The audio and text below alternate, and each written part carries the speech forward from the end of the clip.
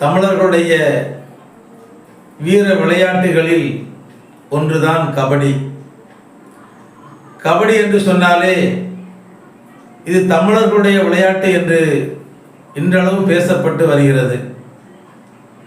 இந்த கபடி விளையாட்டில் நம்முடைய நாடார் சமுதாயத்தைச் சேர்ந்த ராஜரத்தினம் அவர்கள் பல்வேறு சாதனைகளை படைத்து இந்தியாவிற்காகவும் தமிழகத்திற்காகவும் பிறந்த மாவட்டத்திற்காகவும் பிறந்த சமுதாயத்திற்காகவும் பல்வேறு பெருமைகளை தேடிக் கொடுத்த ஒரு மாவீரன் ராஜரத்தினம் அவர்கள்.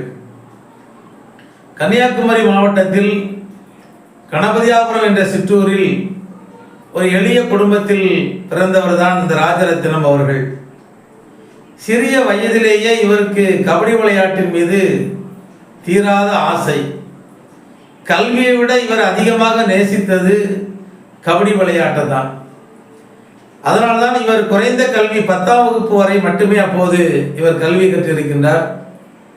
ஏனென்று சொன்னால் இவர் முழுமையாக தன்னை கபடி விளையாட்டிலே சிறு வயதில் இருந்தே ஆர்வப்படுத்தி அர்ப்பணித்து அந்த விளையாட்டுத் துறையில் சாதிக்க வேண்டும், சாதனை படைக்க வேண்டும் என்ற எண்ணத்திலேயே தன்னுடைய வாழ்க்கை பயணத்தை தொடங்கியவர். மாவட்ட அணிகளுக்காக மாநில அணிகளுக்காக பல்வேறு மாநிலங்களுக்கு சென்று விளையாடியவர். 1975 தமிழகத்திற்கு 3 சாம்பியன்ஷிப் பட்டம் பெற்றுக் கொடுத்தவர் கபடி விளையாட்டில். 1987 தெற்காசிய கூட்டமைப்பின் சார்பில் கல்கத்தாவில் தான் முதலாக இந்திய அணிக்காக ராஜரத்னம் அவர்கள் கபடி விளையாடுவதற்காக தேர்வு செய்யப்பட்டு அப்போதுதான் முதலாக இந்திய அணிக்காக விளையாடுகின்றார்கள். 1990 ஆசிய விளையாட்டுப் போட்டிகளில் கபடி விளையாட்டும் சேர்க்கப்படுகிறது. அந்த ஆண்டு சேர்க்கப்பட்ட முதல் ஆண்டிலேயே இந்தியாவிற்கு தங்கப்பதக்கத்தை வென்று கொடுக்கிறார்கள். அந்த நேரத்தில் இவர் அந்த அணியினுடைய துணைத் தலைவராக இருந்து செயலாற்றுகின்றார்கள். எத்தனையோ உலக அளவில் மிகப்பெரிய ஜாம்பவான்கள் கபடி விளையாட்டில் இருந்து என்று சொல்லப்பட்ட ஜாம்பவான்களை எல்லாம் எதிர்கொண்டு விளையாடி இவருடைய திறமையும் இவருடைய விளையாட்டும் தான் 1990 இந்திய அணி தங்கப்பதக்கம் வெல்வதற்கு மிகப்பெரிய காரணமாக இருந்திருக்கிறது. அதே போல 1994 இந்திய அணியுடைய கேப்டனாக பொறுப்பேற்று 1994 நடைபெற்ற ஆசிய விளையாட்டுப் போட்டியில் இந்தியாவிற்கு தங்கப்பதக்கம் பெற்றுக் கொடுக்கிறார்கள்.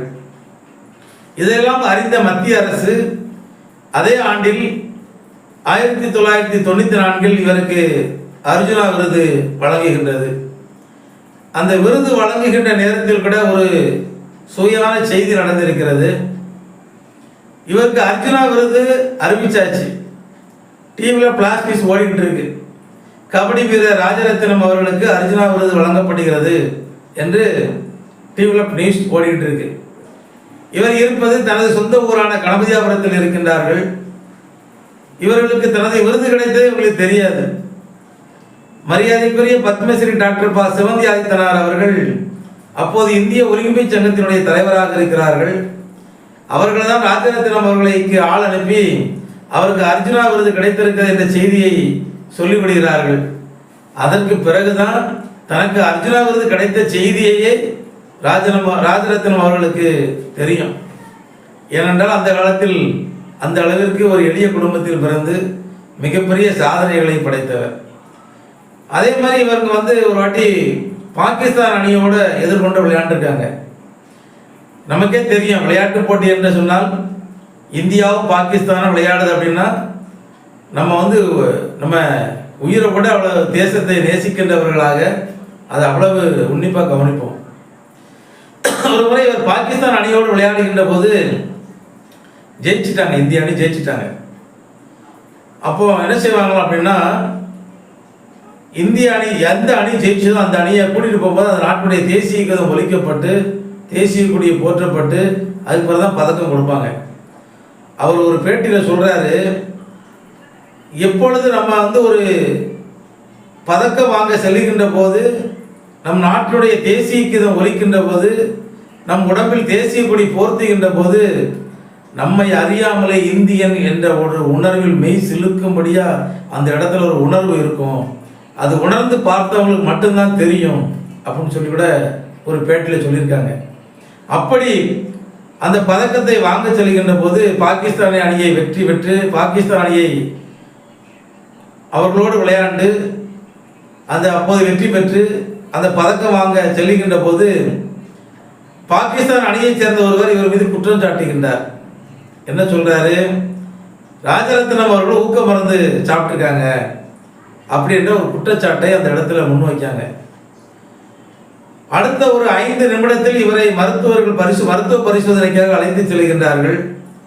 மருத்துவ பரிசோதனையில் இவர் ஊக்க மருந்து உட்கொள்ளவில்லை, இயல்பாகவே இவர் உடல் தகுதி பெற்றவர் என்று சொல்லி மருத்துவ அறிக்கை சொல்கிறது. அதன் பிறகுதான் இவருக்கு அன்றைக்கு அந்த பதக்கங்கள் இவரிடத்தில் இந்தியாவிற்கான பதக்கத்தை வழங்கியிருக்காங்க. அதே மாதிரி மீண்டும் ஒரு முறை பாகிஸ்தானோடு விளையாடுகின்ற போது 2 அணியும் சமநிலையாக இருந்திருக்கு. பாயிண்ட் கணக்கில் இந்தியா வெற்றி பெற்றதாக அறிவிக்கக்கூடிய ஒரு சூழ்நிலை. அப்பொழுது பாகிஸ்தான் அணி சொல்லுகிறது நாங்கள் தான் வெற்றி பெற்றோம் என்று, இந்திய அணி சொல்லுகிறது நாங்கள் தான் வெற்றி பெற்றோம் என்று. இப்படிப்பட்ட ஒரு சர்ச்சையான ஒரு சூழ்நிலை அந்த இடத்தில் நிலவுது. அப்பொழுது ஜப்பான் பிரதமர் அவர்கள் அந்த விளையாட்டு போட்டியை பார்த்துக்கிட்டு இருந்திருக்காங்க. அவங்க உடனே அந்த இடத்துக்கு போய் மற்றவர்களோடு கலந்து பேசி மீண்டும் இவர்கள் விளையாடுவதற்கு தயாரான்னு கேளுங்க என்று சொல்லுகிறார்கள். அங்கிருந்த விளையாட்டுத்துறை அதிகாரிகள் ராஜரத்னத்திலே கேட்கின்றார்கள், இந்திய அணி சார் மீண்டும் நீங்கள் விளையாடுவதற்கு தயாராக இருக்கிறீர்களா அப்படின்னு கேட்காங்க. எதையும் எதிர்பாராமல் சொல்லுகிறார், நாங்கள் விளையாடுவதற்கு தயாராக இருக்கோம் அப்படின்னு சொல்லிடுறாங்க. அணியில் இருந்த மற்ற வீரர்களுக்கு ஒரு விதமான கலக்கம். இப்பதான் விளையாடி முடிச்சிருக்கோம், மீண்டும் 400 முறை விளையாடுவதற்கு சரி என்று சொல்கிறார்களே, யாரிடத்திலும் எதையும் கலந்து பேசவில்லை என்ற ஒரு விதமான மனதில் ஒரு திக்கென்ற ஒரு சூழ்நிலை.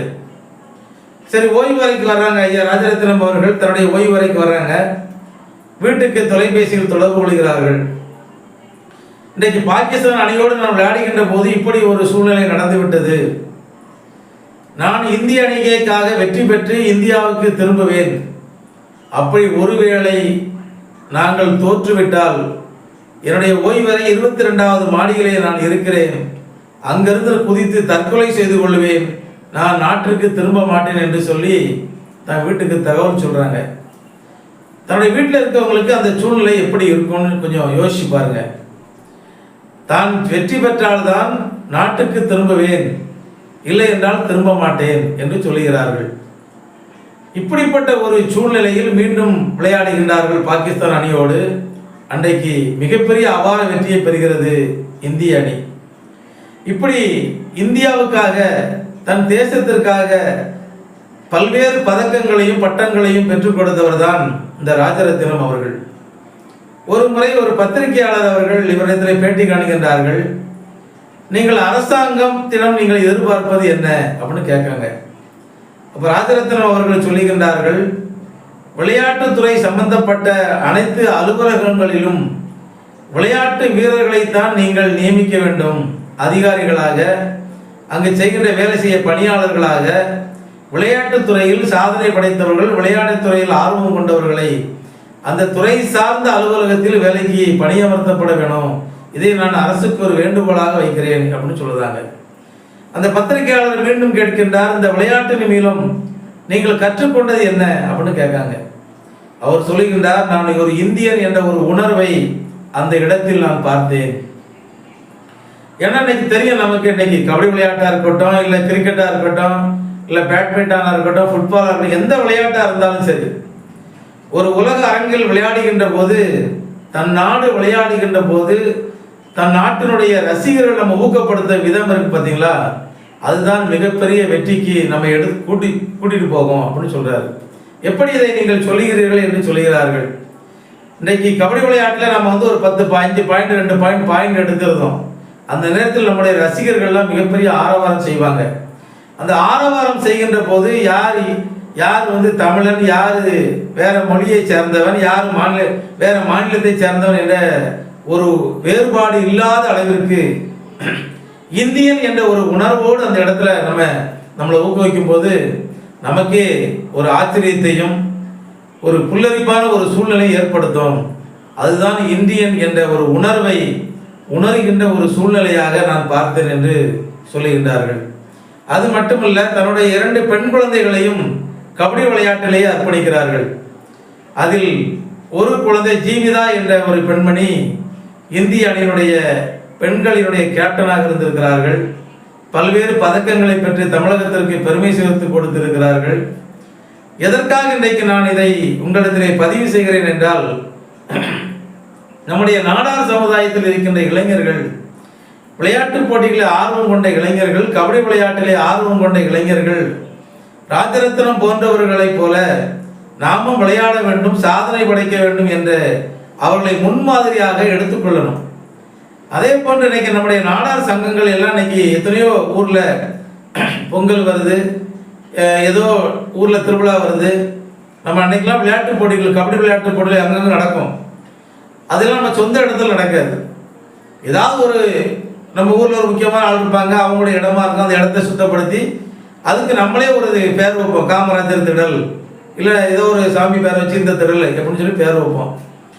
அதே மாதிரி நம்ம பேர் வச்சு விளையாடுகின்ற போது நம்முடைய ராஜரத்னம் அவருடைய பெயரை வச்சு ராஜரத்னம் திடல் என்று சொல்லி எல்லா ஊர்லேயும் நம்ம விளையாடுகின்ற இடத்திற்கு பெயர்களை வைத்து நாம் இந்த கபடி விளையாட்டை விளையாண்டோம்னு சொன்னால் வரக்கூடிய மற்ற சமுதாயத்தவங்களும் யார் இந்த ராஜரத்னம் என்று பார்ப்பார்கள். நம்முடைய இளைஞர்களுக்கும் அவரை பற்றி தெரியும். வரலாறுகளை என்றைக்கும் புதைத்து விடக்கூடாது. வரலாறுகளை என்றும் வரலாறுகளாகவே உயிர்ப்பித்து கொண்டே இருக்கணும், புதுப்பிச்சுக்கிட்டே இருக்கணும். அப்போதான் வரக்கூடிய தலைமுறை மிகப்பெரிய சவால்களை சந்தித்தாலும் வெற்றி பெறுகின்ற ஒரு சூழ்நிலை ஏற்படும். நம்முடைய சமுதாய இளைஞர்கள், கபடி விளையாட்டு வீரர்கள் நம்முடைய சமுதாயத்தில் பிறந்து இந்திய மண்ணிற்காகவும் தமிழகத்திற்காகவும் பிறந்த மாவட்டத்திற்காகவும் பிறந்த சமுதாயத்திற்காகவும் மிகப்பெரிய பெருமைகளையும் சாதனைகளையும் பெற்றுக் கொடுத்த ராஜரத்னம் அவர்களை முன் உதாரணமாக எடுத்து விளையாட வேண்டும் என்று கேட்டுக்கொள்கிறேன். நன்றி, வணக்கம்.